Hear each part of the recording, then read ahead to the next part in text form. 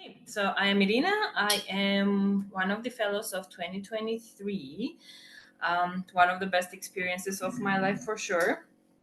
And today I want to talk a little bit about storytelling and pitching and how to raise your voice about different issues related to the area of environmental protection and conservation. So, first, I would like to do a very short introduction of myself. I am from Armenia, a very conservative country at the time.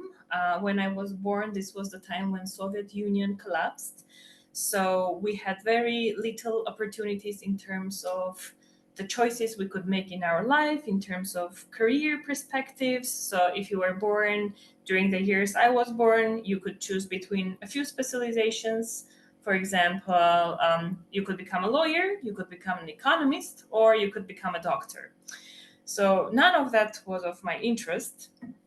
And at the time, the university where I decided to apply started this program on marketing and agribusiness. And I had zero understanding of what it was, but I decided to apply here. And I got in and I started studying marketing, business, and communications. And for several years, this has been my passion. I did my master's, 2 masters in marketing and communications and public relations. I worked for almost 10 years for Fortune 500 companies. I worked for United Nations, British Council, and other organizations where I was mainly doing marketing and PR. But then in 2017, I met these two guys that you can see on the bottom of my screen on the right side, with whom we decided to start something else. So we decided to work with waste.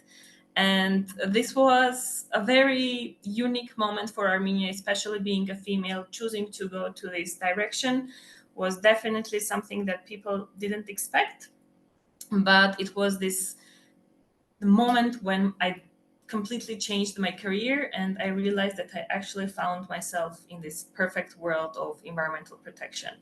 But nevertheless, marketing and PR was always with me. And I think that was one of the ways I managed to succeed in my current career, because I knew how to tell my story, how to raise my voice, how to talk with different people about different problems that we're facing.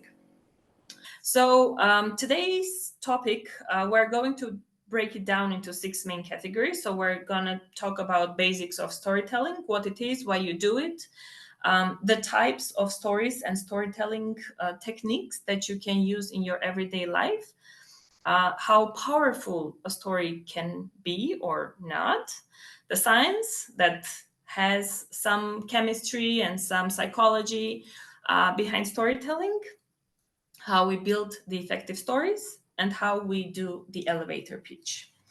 So first, the basics of storytelling. It's an interactive art of using different methods. Those can be words, those can be visuals or actions that can help the listener be engaged and can create a desire to take an action, to make a change, or whatever your purpose is for a specific story.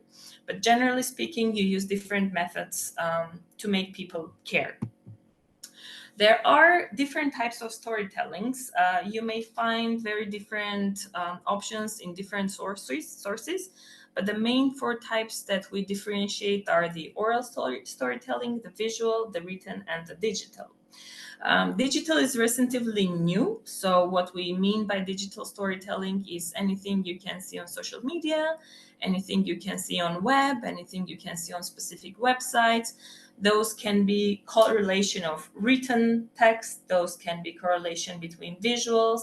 It can add different videos. So you can have different materials that are available on the digital platform that are easily accessible to everybody. When we talk about written storytelling, this can be anything from a book to a small article or a post, anything that you present your idea in few words or in very large text. When we talk about the visuals, and I want to pay attention to the visual to the picture that is actually on this slide. So this guy is very known for his TED Talk on waste management. And what he did, he actually came to the stage wearing bags full of trash that he has collected throughout a specific period of time. So he made his visual and oral storytelling in a way, in a combination, so that people could actually try to relate to him, and they would also have this visual perspective of how much waste people are creating, even if many people think that it's not really that important. And talking about the oral storytelling, this is anything from a pitch, a presentation, a talk that you have with your colleague, anything where you just speak up. So one of the biggest problems that I think people are facing in storytelling is that they think that their story is not worth telling, and they have this issue of raising their voice. In reality, everyone has a story. It can be anything small, it can be anything big, but what makes it different is the way you tell it. So you can say, I had smoothie in the morning, and nobody would care. But if you say that you purchased this organic grocery produce from a local farmer who is growing this produce on very small piece of land using all natural fertilizers and everything, you are already creating a story of something basic that you would never really care. So I just want to share an example of how the words and how the visuals can change the perspective of the story, how it can become powerful. There is this kid on the left side of the screen who is a 7-year-old boy. He was, now he's older, a 7-year-old boy from the US, if I'm not mistaken, from California, who has been working with waste. So what he was doing, he was collecting different types of plastic waste, glass waste, which he was later on selling. And you can probably notice the bottle of the wine that he has in his hands. I'm not sure this is the best thing to give to 7-year-old in the main picture that is being used by ABC and other news channels. But the way they promoted it is that a young kid became an entrepreneur. He managed to protect the environment by collecting quite a lot of waste, because like to get 10,000 in the US by just selling bottles, that's a lot of work. And then they also push it towards the fact that he's saving money for his college. So everybody is praising this story. If you Google this guy, you'll find like literally hundreds of stories about him. The first few pages of Google search, it's all about him. And then on the right side, you have the kid from Southeast Asia who is unfortunately not as lucky. So the way his story goes is that because of the problems, financial problems in his country, he actually has to collect garbage just to survive. When we talk about different, it's practically the same story. Both kids are doing the same thing. One is collecting plastic bottles in the States, one is collecting plastic bottles in somewhere in Southeast Asia, and I don't even know in which country he's doing this, because the story never got as much outreach as the first one. But what people thought is like using this cute, attractive keywords that differentiates the first kid from the second kid. And thus they said, okay, he works with waste, it's okay, because he's saving money for the college. But on the other hand, you are seeing the kid working in very unsanitary conditions, and this way he's creating a very negative impression of the situation. Which is actually bringing to the science behind storytelling. You have a lot of positive and negative aspects that you create with the story. If you share something personal, people feel more connected, they feel the bonding, they generate oxytocin, which makes them more interested in the story that you are telling. One of the things that today we had, some of you shared that you started in completely different field and then you shifted to environmental protection and conservation. So this was something that some of us shared. So we created a small bond over a small aspect that is at some point not that important, but it is a way to create the network. There are the endorphins that create the creativeness. They provide openness. People feel more relaxed So once you try to, for example, cheer them up and tell them a very positive story, and that can be the example of the wine bottle in the child's hand, which the people that drink wine probably associated it with some good moments. I'm not sure if you like that wine because I personally don't, but still, it's like also a way to create some openness and relaxed atmosphere between people. So this is what happened with the first kid. They tried to create this bond saying, okay, in the US, you need to save up for college because it's very expensive. You get the student loans, which you have to pay till the end of your life or whatever. So this kid starts when he's 7. So by the time he's 18 or 19 or 20, he most probably will have enough money not to get under debt. And this is the openness and the relax factor that would create through endorphins. We have dopamine, which focuses on certain things. So we promote the motivation, we promote the memory. So we're trying to create this link. So, for example, whoever studied in the US, they know that taking the loan, the student loan, is something that majority of the American citizens are facing, and not only, of course, the American citizens, but this is the aspect that everybody, most of people face in their lifetime, and they understand that this memory, if they had done something earlier, maybe they would have to pay less in their loans, so it would be easier for them. On the other hand, we have cortisol and adrenaline, which are considered the negative aspects of the chemistry that is happening.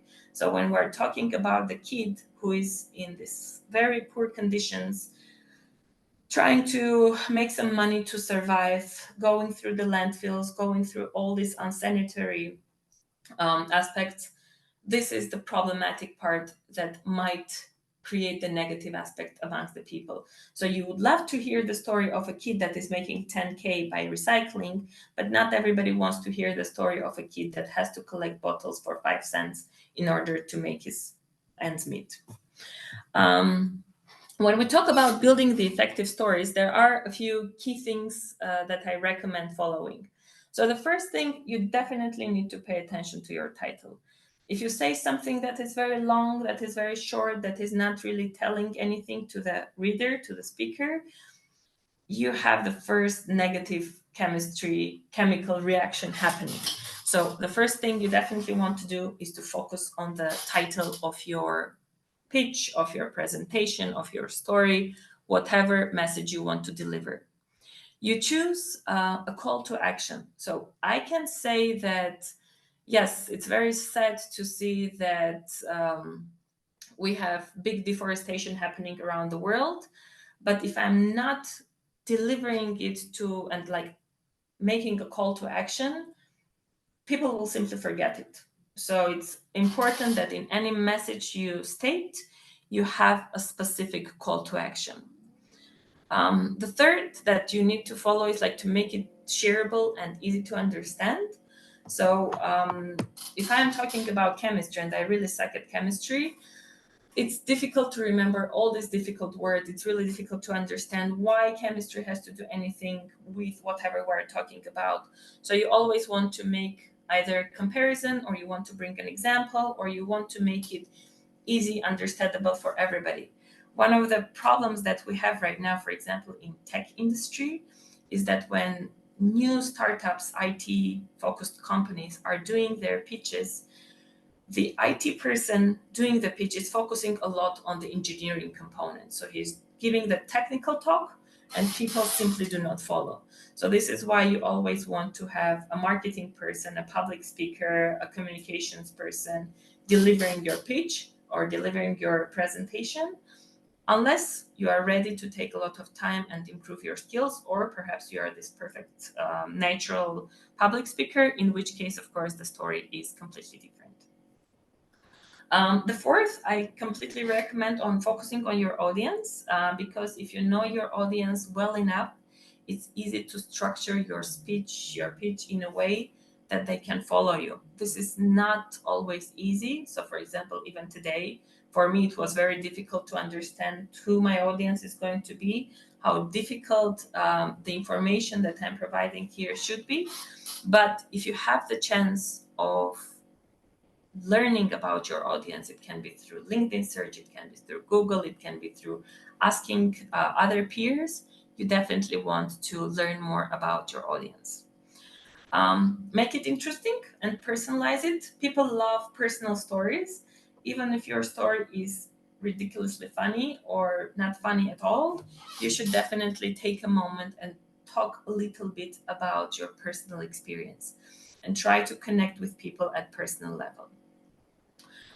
You want to engage the listeners, which didn't work that well for me because my listeners didn't really want to do their pitch at the 30-second elevator pitch. But at least you got to try, and you should motivate people to do it. And not necessarily you will succeed, but at some point you should realize that if people are not engaged, they just stop listening, especially if you talk a lot and you don't have a lot of visuals and you don't have personalized stories. People just get bored, which probably is also happening with some of my listeners, which I cannot tell because I see just Robin's face, but she's smiling, so this is a very good sign for me. And then the last thing is practice. I don't feel comfortable practicing. So for me, if I practice my pitch, if I practice my presentation, I will most probably fail. But this is not true for many people. So you should understand on which side you are. Are you the type of the person that loves to practice and needs to practice? Or are you the type of the person that just like to be spontaneous? I really love to be spontaneous. If I write my speech, I'll focus on the words that I have there. And if I forget one of my words, I'll just stop. And that will be the end of my successful pitching career. So you should identify your strength and not be afraid of the fact that you don't need to practice or you need to practice hundreds of times. A colleague of mine, which was on the main picture that I shared in the second slide, he never practices, never, and he doesn't feel the need of practicing. So wherever he would go, he would make a mistake, he would be completely okay with the mistake. The second time he would do the same, more or less same presentation, he'll fix it. For me, if I do the mistake, for me that's really heartbreaking. I don't like to make mistakes, but we should all understand that we make them. And then I have the third colleague who writes everything, memorizes everything, stands in front of the mirror, presents everything, then asks for a friend if they can listen to his speech. And then this is how he feels comfortable. He feels comfortable, and this is what makes him like the best pitcher ever. So you should identify the best way of pitching. Now, when we talk about the stories and we talk about presentation and pitching, we have two lines. The first line represents the situation, the emotional situation of people that are listening. So in the beginning, they have you have their attention, like they are ready, they are listening, they want to listen, but then they get bored, so you see the slope going down, and then they come to a point where they realize that only a little bit of time is left. So they get more motivated and they again listen to you. But you have this whole period of time where the attention is really low. So you need to find ways of how to bring it back or how to somehow fluctuate it. It will not be like this all the time. It will not go up all the time. At some point, it will definitely go down. So here you should change your voice, you should change your tone, you should make a joke, you should say something sad. And for jokes, I personally am a sarcastic person. I'm more fond of black humor, which not everybody understands. So sometimes whenever I'm making a joke, the situation is really difficult. So you should again know your audience if they are open to your sense of humor. And in this case, yes, make something funny, say something funny.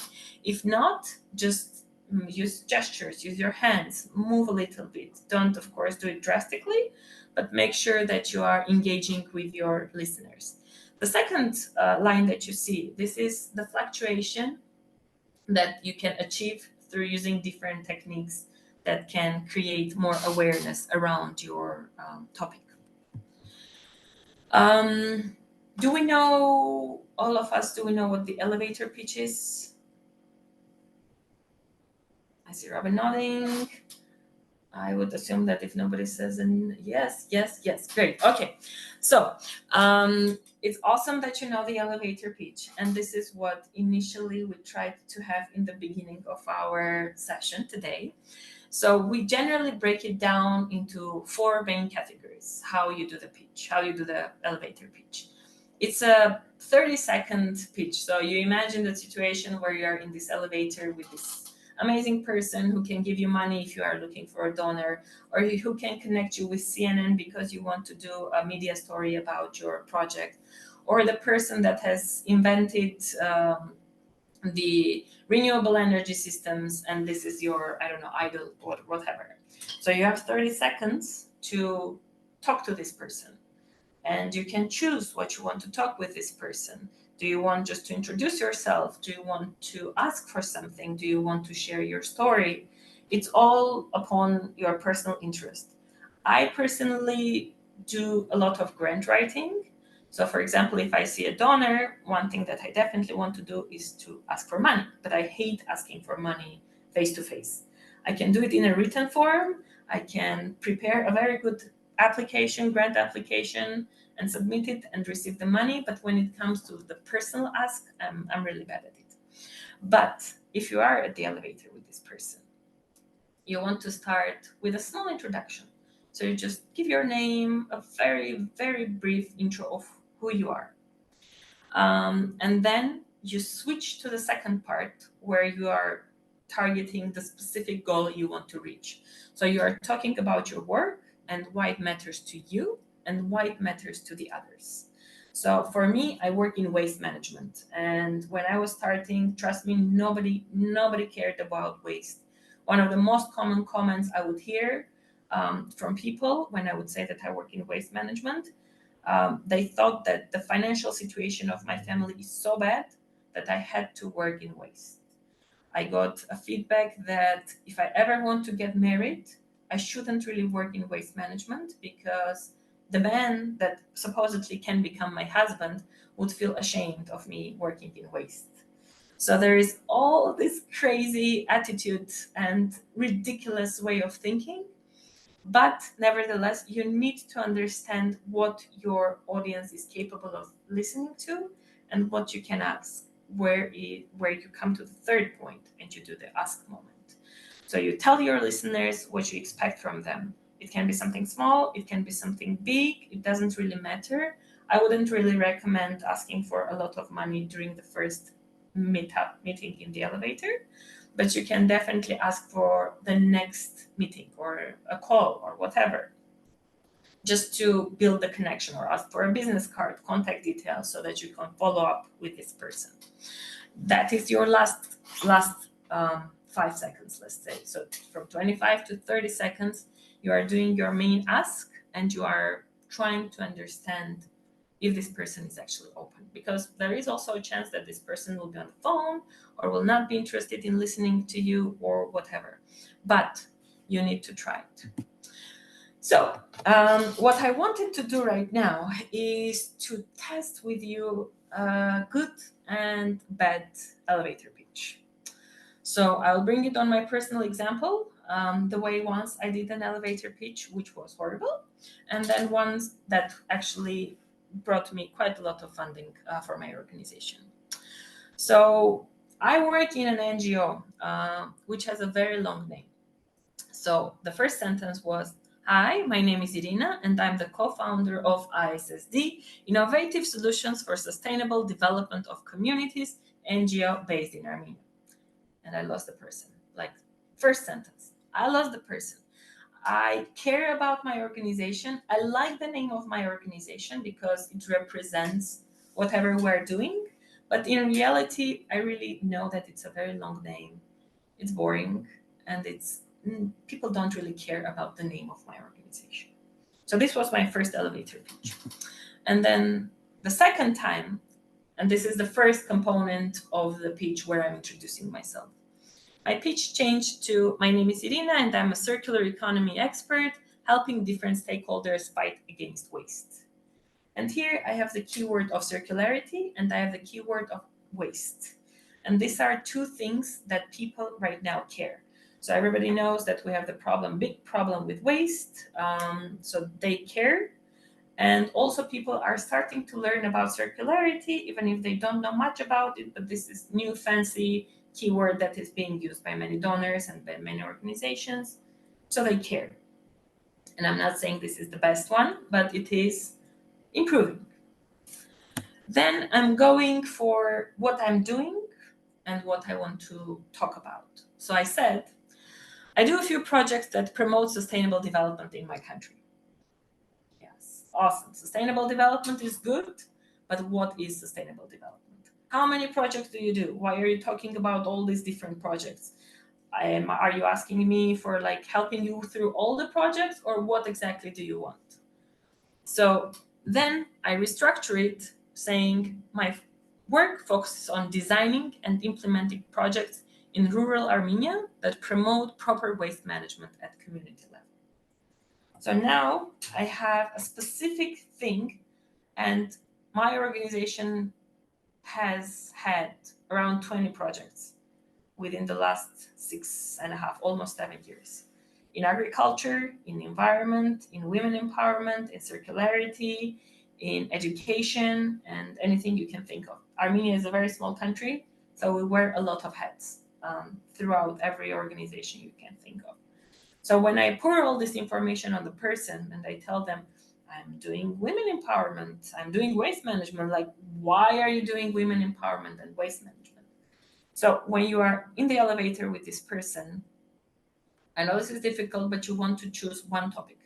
You want to focus on one specific thing that you are going to share with this person, and one specific thing that you are going to ask. And if you have any questions, please stop me and ask me. So this was the second stage, and this went quite well. Then we're going to what I'm asking, what I need from this person. And well, I didn't say I need some money to improve the situation, but this was more or less what I said. But I made it like shorter, just more concise. And then people understand that you might need money, especially if you are from nonprofit sector. They do understand that you need a lot of money because that's the main funding source that you receive. But of course, they are not very open when after 15 seconds, the thing you say is like, give me your money.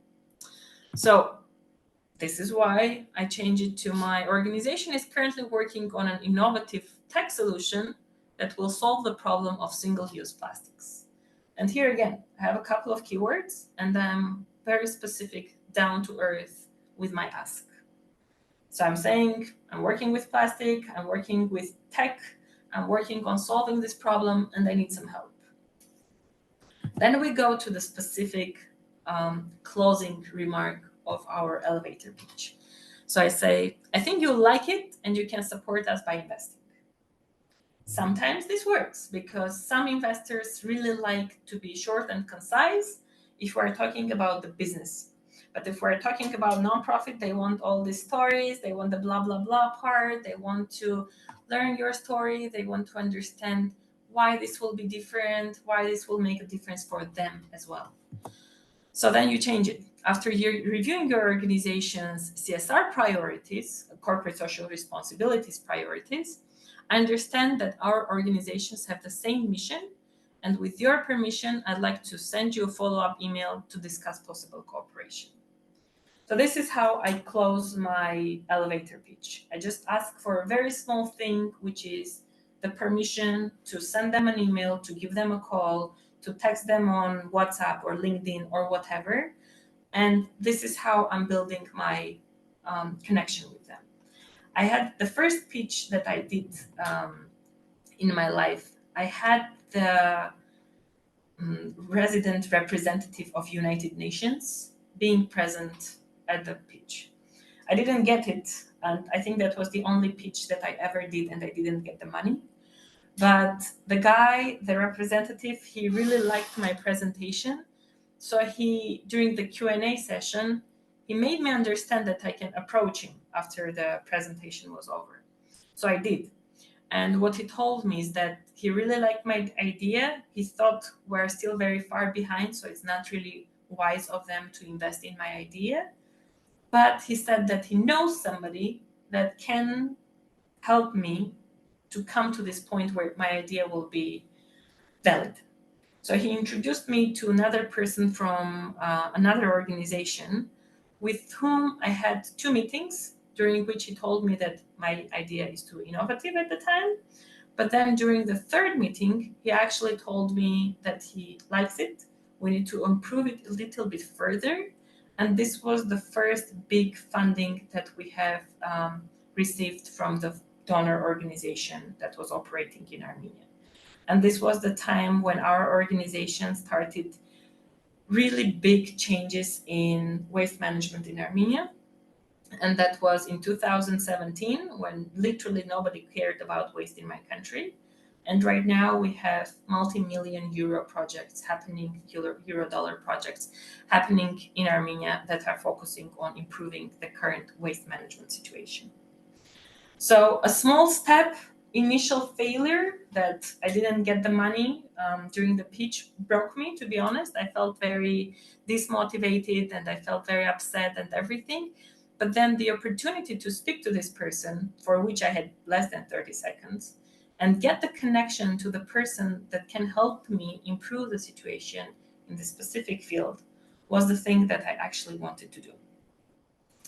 And there are a few very interesting tools that right now are available practically free of charge, especially if you are in nonprofit sector.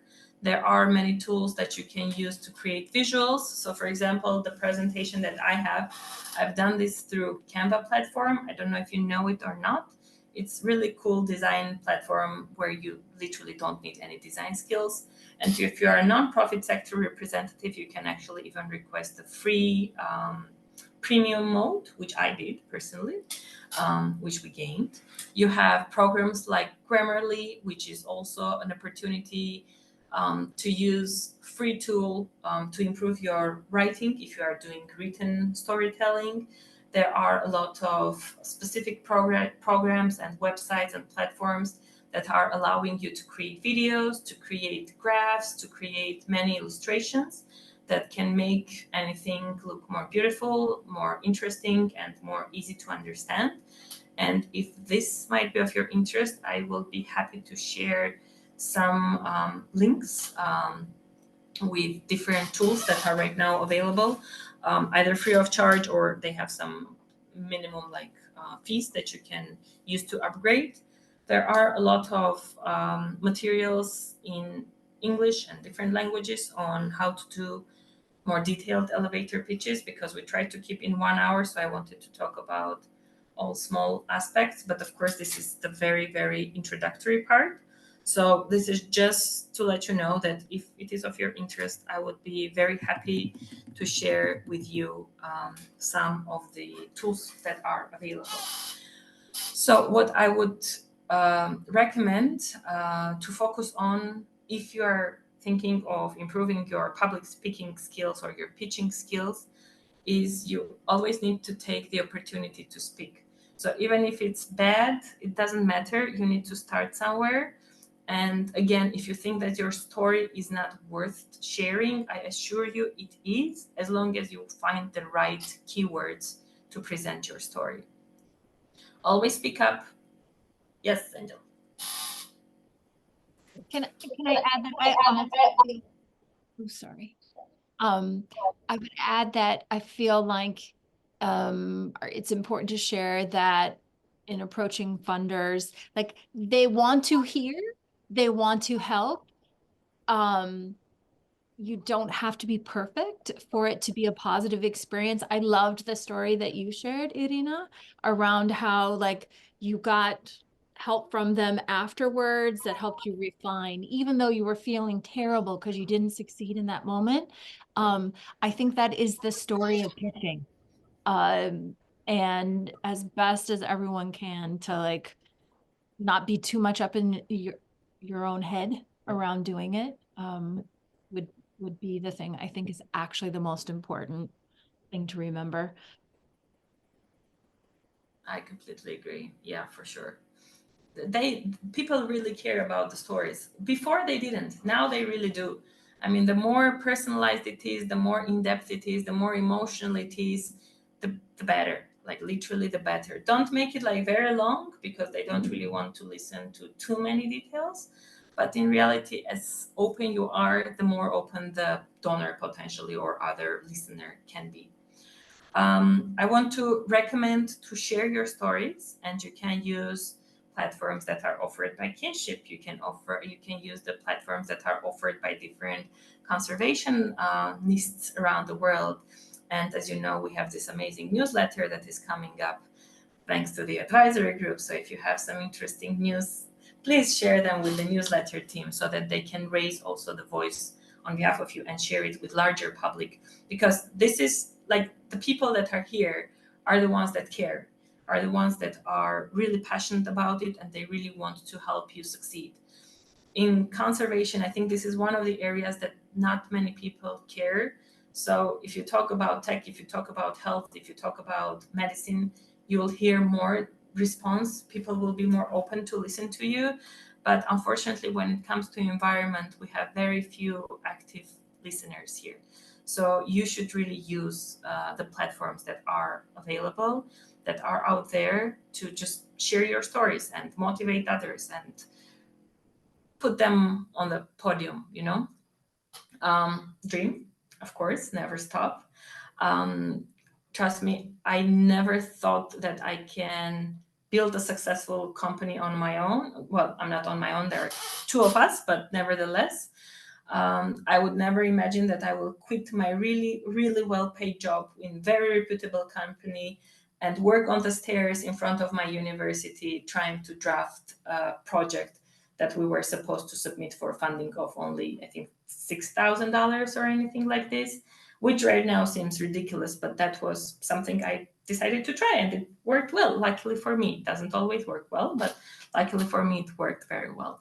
But what I want to say, that there are like really many like-minded people. So the more you talk, the more you share, the more you can find people that can help you and can support you throughout different channels.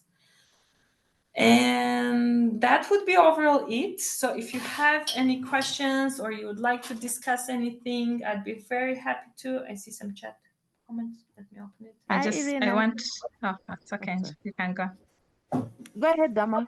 You Oh, went first. Go first. I just wanted to say thank you for the session, Irina. I think what I'm learning the most from that is that it's a learning curve and you just have to keep practicing it. But I like you pointing out that there's always someone who's willing to listen to your story.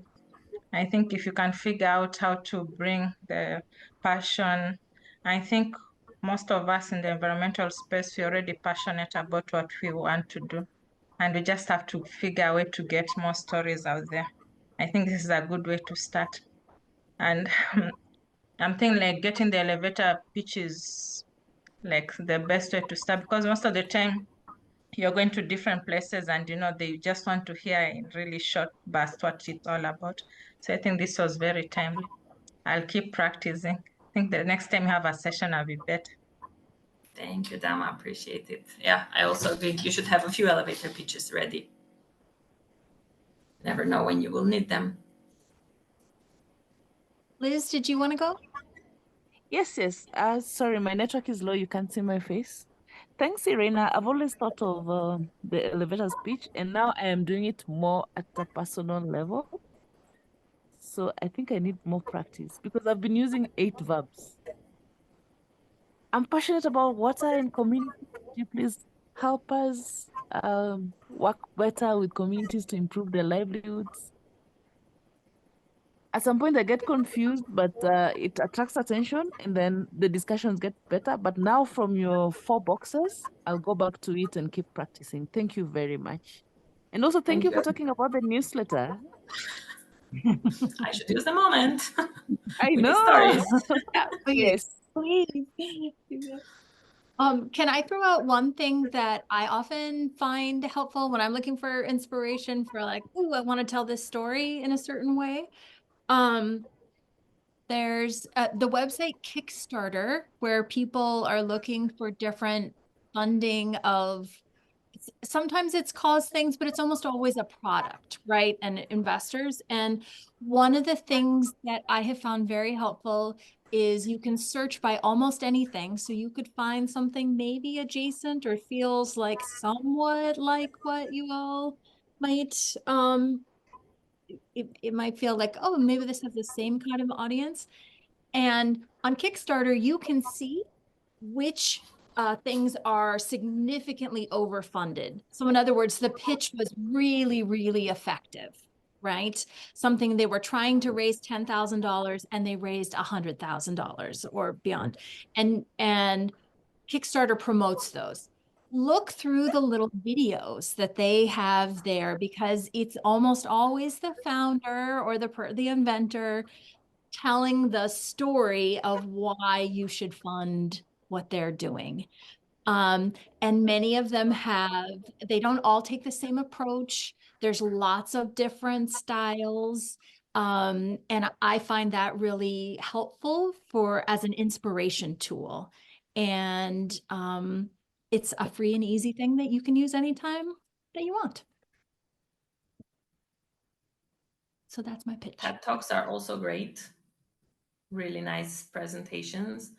There are many startup incubation programs in Silicon Valley, for example, that you can also follow very easily. You have lots of pitching competitions that some are great, some are horrible, but you learn from both. So horrible ones are also very interesting to learn, to listen to. Okay. I shared a resource there in the chat too. It's called Drawify. It's a platform where you can use visuals, like drawn visuals from lots of different illustrators and people that work in visual thinking, and build your own. They have templates of things, and you can build your own story or visual or presentation. So it's nice if people want to use drawn storytelling. Great. Thank you very much, Noemi. I haven't heard of it, but I'll definitely check it now. In this case, I'm gonna thank you all for finding the time to listen. I hope I didn't bore you very much. And I really hope that you guys will practice, will continue doing all the amazing things that you do, and you will find more like-minded people that will be happy to support you throughout all the crazy path that you'll have to pass.